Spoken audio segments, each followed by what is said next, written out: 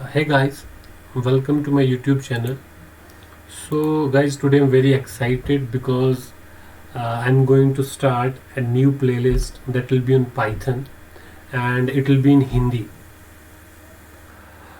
क्योंकि मैं सारे कॉन्सेप्ट्स को बहुत अच्छे से एक्सप्लेन करना चाहता हूँ और मैं हिंदी में काफ़ी कंफर्टेबल हूँ और बहुत सारे ऐसे स्टूडेंट्स हैं जो हिंदी लैंग्वेज में पढ़ना पसंद करते हैं। सो मैं ये पूरा का पूरा ट्यूटोरियल पूरी की पूरी जो प्लेलिस्ट होगी वो हिंदी में डिलीवर करूँगा आप सबको। ओके, सो तो ये हमारा पहला पार्ट होगा हमारी इस प्लेलिस्ट का, जहाँ मैं आपको पाइथन का इंट्रोडक्शन दूंगा। ये एक ब्रीफ इंट्रोडक्शन होगा पाइथन का, जहाँ मैं लगभग सारी चीज़ें कि कहाँ पाइथन यूज़ होती है, आजकल क्यों इतनी फेमस है, क्यों हर एक फील्ड में यूज़ हो रही है और ये क्यों ज़्यादातर डेवलपर्स यूज़ करते हैं इस लैंग्वेज को। ओके, सो जैसा कि आप देख रहे हैं कि पाइथन जो है एक जनरल पर्पस प्रोग्रामिंग लैंग्वेज है, हाई लेवल प्रोग्रामिंग लैंग्वेज है। सो हाई लेवल लैंग्वेज का मतलब क्या हुआ कि हाई लेवल लैंग्वेज का मतलब हुआ कि हम इसको इंग्लिश की लैंग्वेज में लिख सकते हैं। बेसिकली हम जो कोड होगा वो अपनी भाषा में लिख सकते हैं, इंग्लिश में लिख सकते हैं, ह्यूमन रीडेबल फॉर्म में लिख सकते हैं। और जनरल पर्पस इसीलिए हुआ क्योंकि इसको हर जगह यूज़ कर सकते हैं। बेसिकली आप इसको स्क्रिप्टिंग के लिए यूज़ कर सकते हो एज अ स्क्रिप्टिंग लैंग्वेज, आप फंक्शनल लैंग्वेज की तरह यूज़ कर सकते हो इसको, आप इसको ऑब्जेक्ट ओरिएंटेड लैंग्वेज की तरह यूज़ कर सकते हो। और हर जगह मीन्स हर टाइप की लैंग्वेज है हमारे पास, हर जगह इसको यूज़ कर सकते हो आप। सो ओरिजिनली जो डेवलपमेंट हो रही थी इस लैंग्वेज की वो किसने करी थी? वो करी थी ग्यूडो वैन रॉसम। बेसिकली ये वो पर्सन है, ये वो शख्स है जिसने ओरिजिनली पाइथन को डेवलप किया था। और ये डेवलप किया था इसको 1989 में, जब ये काम कर रहे थे national research institute eight Netherland में। ओके, सो ये वो पर्सन है जिन्होंने पाइथन को 1989 में डेवलप करा था, बट पब्लिकली ये उस टाइम रिलीज नहीं हुई थी। पब्लिकली जो पब्लिश्ड हुई थी ये हुई थी 1991 में। बेसिकली जो date of birth, official date of birth जो है पाइथन की, जब वो पब्लिक प्लेटफॉर्म्स पे अवेलेबल थी, वो था 20 फरवरी 1991। ओके, सो आज पाइथन जो है वो बहुत ही पॉपुलर है आज के दिन, आज के टाइम पे। अगर आप देखो, अगर आप स्टैक ओवरफ्लो का या इन सब का अगर आप सर्वे देखो, तो आप देखोगे कि 90% डेवलपर्स जो है उनका जो पहली चॉइस है वो पाइथन है। अगर वो डाटा साइंस या डाटा एनालिटिक्स या डाटा इंजीनियर या मशीन लर्निंग, आईओटी, इन सारी मतलब फील्ड्स में अगर उनकी वर्किंग है, तो उनकी जो पहला प्रेफरेंस होगा, जो पहली लैंग्वेज होगी उनकी पसंदीदा लैंग्वेज जो होगी वो पाइथन होगी। अब ये सिंपल है, तो एक बेसिक एग्जांपल ले लेते हैं और कंपेयर करते हैं इसको दूसरी लैंग्वेजेस के साथ कि ये कैसे इतनी सिंपल है, मतलब क्या सिंपल है पाइथन में ऐसा। तो सपोज करो अगर आपको हेलो वर्ल्ड एक नॉर्मल स्ट्रिंग है। जनरली आप किसी भी लैंग्वेज को जब पढ़ते हैं तो जो आपका पहला प्रोग्राम होता है वो होता है प्रिंट करो हेलो वर्ल्ड का। सो मैंने वही एग्जांपल यहाँ ले रखी है इसीलिए। तो अगर आपको सी लैंग्वेज में अगर आपको एक प्रोग्राम लिखना है जहां आपको हेलो वर्ल्ड प्रिंट करना होगा, तो आपको ये इतना कोड लिखना पड़ेगा। बेसिकली आपको क्या करना पड़ेगा, आपको सबसे पहले उसके जो स्पोर्ट लाइब्रेरीज है, स्टैंडर्ड लाइब्रेरीज हैं, उनको आपको इंक्लूड करना पड़ेगा। उसके बाद आपको एक मैन फंक्शन बनाना पड़ेगा और इस मैन फंक्शन के अंदर आप क्या करेंगे, आप वो स्ट्रिंग डालेंगे जो आपको प्रिंट करनी होगी। तो अब जाके क्या करोगे, इतना कोड लिखने के बाद आप क्या करोगे, आप हेलो वर्ल्ड को कंसोल पे देख पाओगे, आप अपने स्क्रीन पे देख पाओगे, अपने आउटपुट पे देख पाओगे। वहीं अगर आप जावा में ये सब काम करना चाहते हो, सपोज करो अगर आपका मतलब आप देखना चाहते हो कि जावा में अगर हमको हेलो वर्ल्ड प्रोग्राम लिखना हो तो हम कैसे लिखेंगे, तो आपको इतना कोड लिखना पड़ेगा। बेसिकली आपको, क्योंकि आपको पता है जावा जो है almost pure 99.9% object oriented programming language है। तो इवन अगर आपको हेलो वर्ल्ड स्ट्रिंग भी अगर एज ए आउटपुट चाहिए, आपको हेलो वर्ल्ड वाला प्रोग्राम भी अगर आपको जावा में लिखना है, तो उसके लिए भी आपको क्या करना पड़ेगा, एक क्लास डिफाइन करनी पड़ेगी। उस क्लास के अंदर मैन फंक्शन डिफाइन करना पड़ेगा और इस मैन फंक्शन के अंदर क्या करेंगे, आप उस स्ट्रिंग को डालेंगे जिसको आप एग्जीक्यूट करना चाहते हो। तो क्योंकि इन दोनों के दोनों जो लैंग्वेजेस हैं, सी हो या जावा, इनमें जो एग्जीक्यूशन होती है वो स्टार्ट होती है उसके मैन फंक्शन से। जो मैन फंक्शन होता है, किसी भी प्रोग्राम की एग्जीक्यूशन जो होती है वो उनके मैन फंक्शन से स्टार्ट होती है। इसीलिए हमारा मैन फंक्शन जो है वो यहाँ पे लिखना बहुत ज़रूरी है। बिना इस फंक्शन के आप कोई भी प्रोग्राम, कोई भी फंक्शन जो है रन नहीं कर सकते थे। वहीं अगर आप देखो, अगर आपको पाइथन में यही काम करना हो तो कितना सिंपल है। आपको क्या करना है, एक लाइन में क्या करेंगे, आप प्रिंट लिखेंगे, आप बोलेंगे एक प्रिंट का नॉर्मल कमांड की तरह आप हेलो वर्ल्ड लिखेंगे और इसको एग्जीक्यूट करेंगे। तो आप सिंपली क्या करेंगे, एक लाइन का कोड लिख के आप आपका आउटपुट मिल जाएगा आपको, आपका प्रोग्राम हेलो वर्ल्ड का प्रोग्राम एक लाइन का कोड होगा। तो आप देख सकते हैं, अगर आप कंपेयर करोगे इस एक लाइन को और इस सिंटैक्स को, तो आप देख पाओगे कि पाइथन कितनी इजी है इनके कंपैरिजन में। सो यहाँ पे हमको अगर आपको एक छोटा सा प्रोग्राम लिखना हो, आपको बहुत सारा कोड लिखना पड़ता है, और जो सिंटैक्स है वो इतना इजी नहीं है। आपको काफ़ी अच्छी अंडरस्टैंडिंग चाहिए होगी लैंग्वेज की, तो जाके आप एक एरर फ्री कोड लिख सकते हैं। बट वहीं पाइथन में आप सिंपल एक लाइन में आप हेलो वर्ल्ड लिखेंगे और आपकी स्ट्रिंग जो होगी वो प्रिंट हो जाएगी। अब ये पाइथन नाम जो था इस लैंग्वेज का, बेसिकली ये कहाँ से आया था? तो ये पाइथन का जो नाम है, पाइथन क्यों नाम पड़ा इस लैंग्वेज का, पाइथन ही क्यों पड़ा? तो ये पड़ा क्योंकि एक पॉपुलर शो था जिसका नाम था the complete Monty Python circus. ये वो शो था जो ब्रॉडकास्ट होता था बीबीसी पे 1969 से 1964, इतने सालों ये क्या हुआ था ये।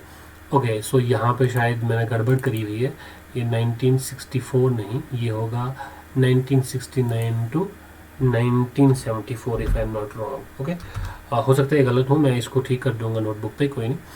सो इन इतने साल क्या हुआ था, ये शो जो था ये ब्रॉडकास्ट हो रहा था कहाँ पे, बीबीसी पे।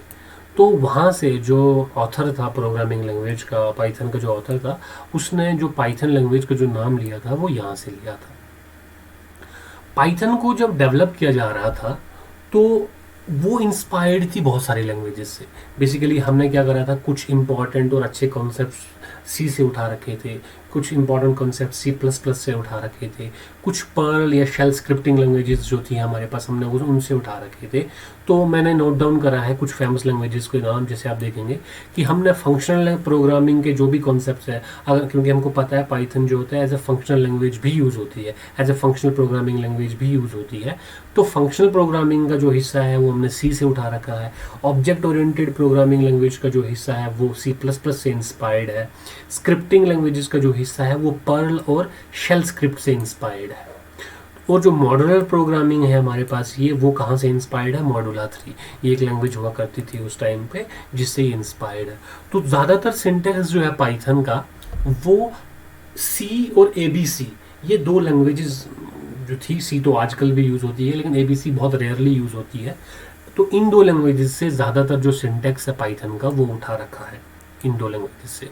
ओके, तो पाइथन को ऑलमोस्ट आप हर जगह यूज़ कर सकते हो, बिकॉज अगर आप देखो पाइथन को आप डेस्कटॉप एप्लीकेशन क्रिएट अगर करनी होंगी आप वहाँ पे भी यूज़ कर सकते हो।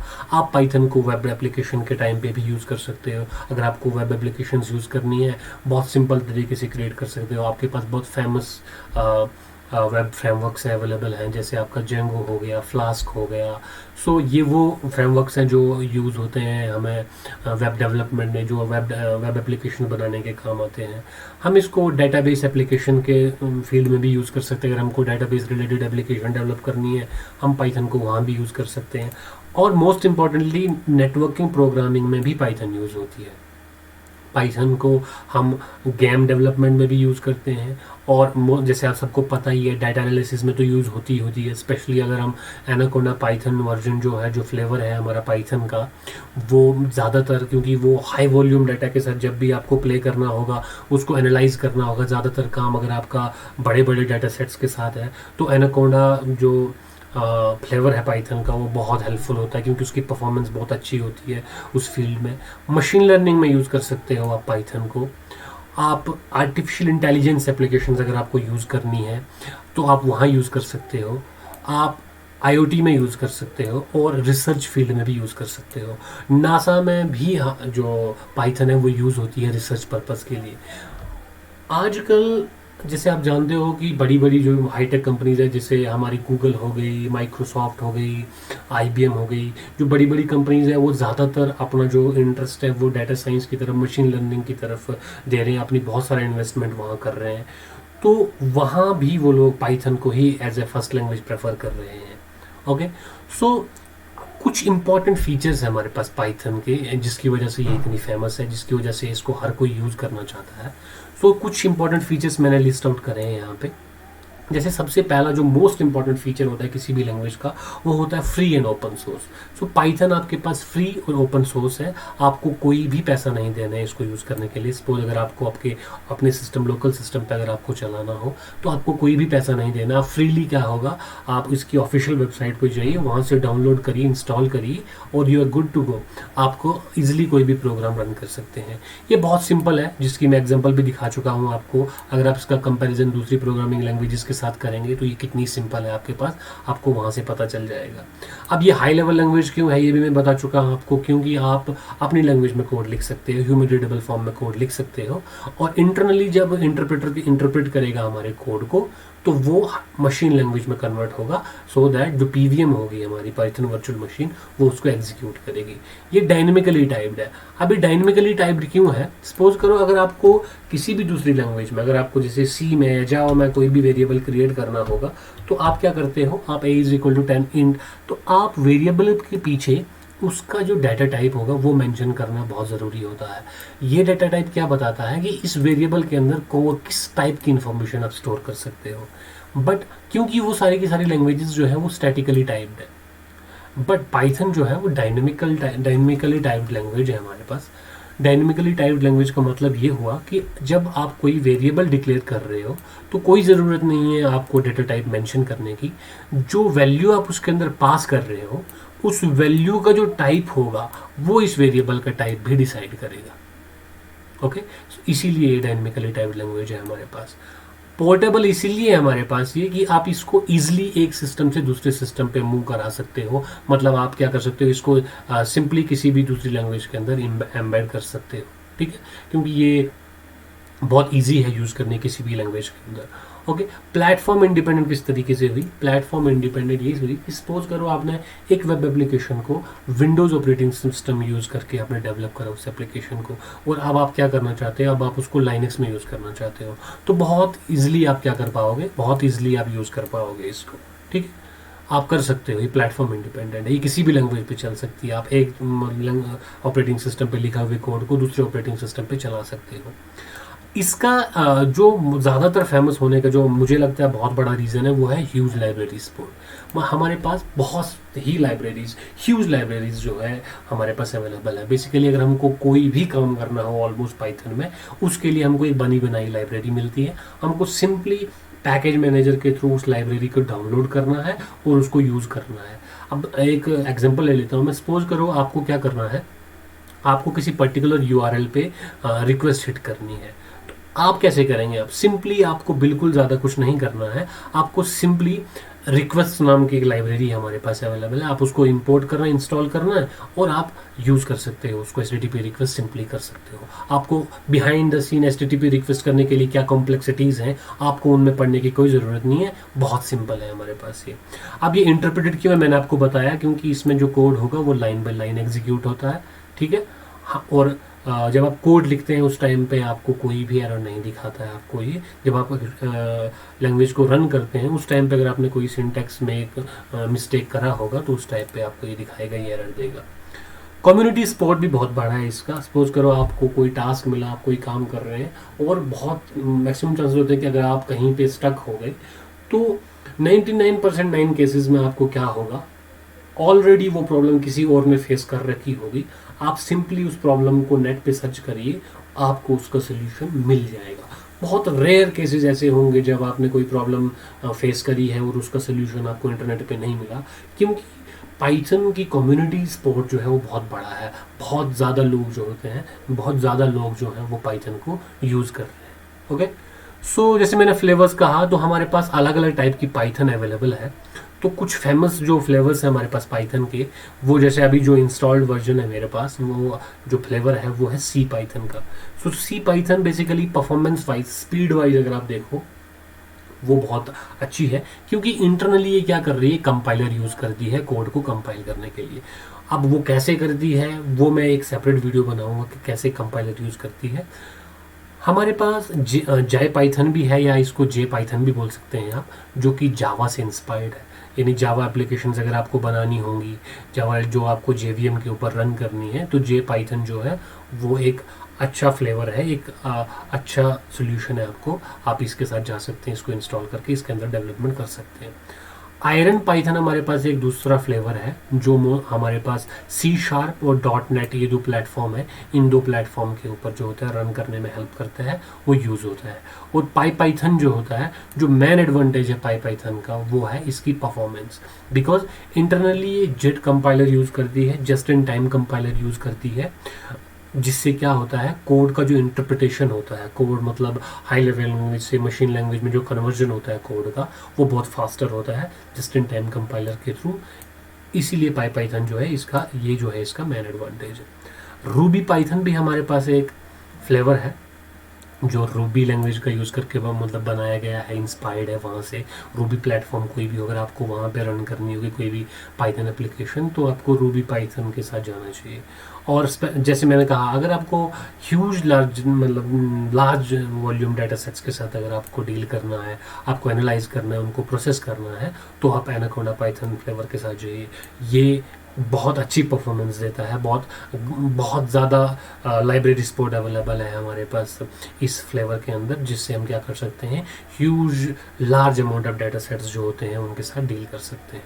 ओके, तो ये एक क्विक ओवरव्यू था पाइथन का। मैंने कोशिश करी है डीप जाने की, हर जगह पाइथन कैसे सिंपल है, क्यों है, और मैंने नोट्स भी बना रखे हैं। ये बेसिकली एक नोटबुक है, मैं प्रेफर करता हूँ, मैं ज़्यादातर यूज़ करता हूँ नोटबुक को, इसीलिए मैं ये बहुत ईजी, क्योंकि आप इसमें डॉक्यूमेंटेशन भी और कोड भी साथ साथ कर सकते हैं। इन फ्यूचर भी जो मेरे ट्यूटोरियल्स आएंगे, मैंने डॉक्यूमेंटेशन भी कर रखी होगी, सिर्फ आपके सामने मैं एग्जाम्पल्स रन कर रहा हूँ, एग्जाम्पल्स हम खुद से लिखेंगे और उनको रन करेंगे। ये बहुत अच्छा तरीका है समझाने का और बहुत ईजी होता है, क्योंकि आप साथ ही साथ देख भी पा रहे हैं, थ्योरी भी देख पा रहे हैं और कोड भी देख पा रहे हैं, जिससे हेल्प हो जाती है। सो अगर आपको ये वीडियो ज़रा सी भी पसंद आई और आपको लगता है कि ये आपको फ़ायदा देगी, तो मेरे चैनल को सब्सक्राइब करिए, इस चैनल को सब्सक्राइब करिए, क्योंकि मैं एक कंप्लीट प्लेलिस्ट लाना चाहता हूँ, जहाँ मैं बहुत ज़्यादा डीप जाना चाहता हूँ, हर एक चीज़ को देखना चाहता हूँ पाइथन की। सो अगर आपको पसंद आए तो कमेंट करिए, शेयर करिए, और थैंक यू सो मच।